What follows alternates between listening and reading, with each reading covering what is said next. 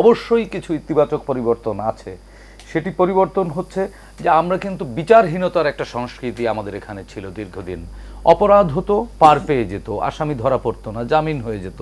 অন্তত বিচার কিন্তু শুরু হয়েছে আগস্টে, জুলাই আগস্ট গণ অভ্যুত্থানে যারা হত্যাকাণ্ড চালিয়েছে, নির্যাতনের শিকার, তারা কিন্তু তাদের বিচার প্রক্রিয়াটা কিন্তু শুরু হয়েছে। এবং বিচার কিন্তু এক বছরে শেষ হওয়ার কথা না, এটা নানান ধাপ আছে।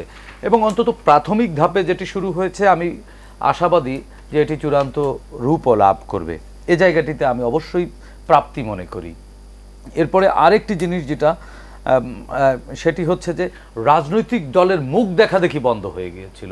এক দল আরেক দলের মুখ দেখা দেখি একেবারে পুরো এটা জাহান্নামে চলে যেতে পারে এরকম পাপের মতো কাজ মনে হতো।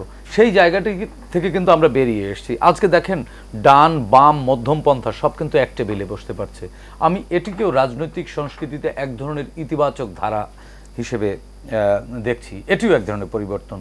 আমাদের অর্থনীতি যে ভঙ্গুর অর্থনীতি, খাদের কিনারায় ধ্বংসপ্রাপ্ত, আমাদের রিজার্ভ পড়ে যাচ্ছিল, সেই জায়গাটিতে কিন্তু কিছুটা অন্তত লুটপাট বন্ধ হয়েছে, পাচারটা বন্ধ হয়েছে, আটকানো গেছে। এই জায়গাটিকেও আমি সফলতা হিসেবে বা সংস্কার হিসেবে বলতে চাই যে এটিও সংস্কারের একটি পার্ট। আমরা আসলে কাগজে সংস্কার বিশ্বাস করছিলাম, যে আমরা মনে করেছিলাম যে সরকার কাগজে লিখে একেবারে প্রজ্ঞাপন দিয়ে দিবে, বাস্তবায়ন হয়ে যাবে। বিষয়টি অমন না। কিন্তু সংস্কার নিত্যকার জিনিস, সংস্কার চলমান জিনিস।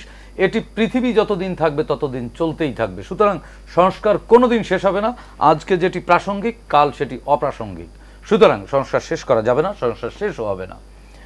আর যে জায়গাটি সেটি হচ্ছে যে এখানে মূল যে সংস্কার, সেই মূল সংস্কারের জায়গাটিতে কিন্তু আমি অবশ্যই বলবো, সেখানে এখনো পর্যন্ত আজকে দিন পর্যন্ত সরকারকে আমি সাধুবাদ জানাই যে এত বিরোধিতা, এত প্রতিবন্ধকতার পরও রাষ্ট্র, নাগরিক এবং রাষ্ট্রের যে সম্পর্ক ছিল, যেই সম্পর্কটি বিগত রিজিম একেবারে ভেঙে দিয়েছিল। রাষ্ট্র একদিকে, জনগণ আর একদিকে।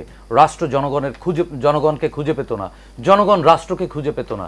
সেই যে সম্পর্ক যে ভেঙে দিয়েছিল, সেই সম্পর্কটি প্রতিস্থাপন করার পথে অনেকটাই এগিয়ে, যেটিকে আপনি বলছেন নির্বাচনী ট্রেনে। আমি বলবো এটি সবচেয়ে বড় সংস্কার।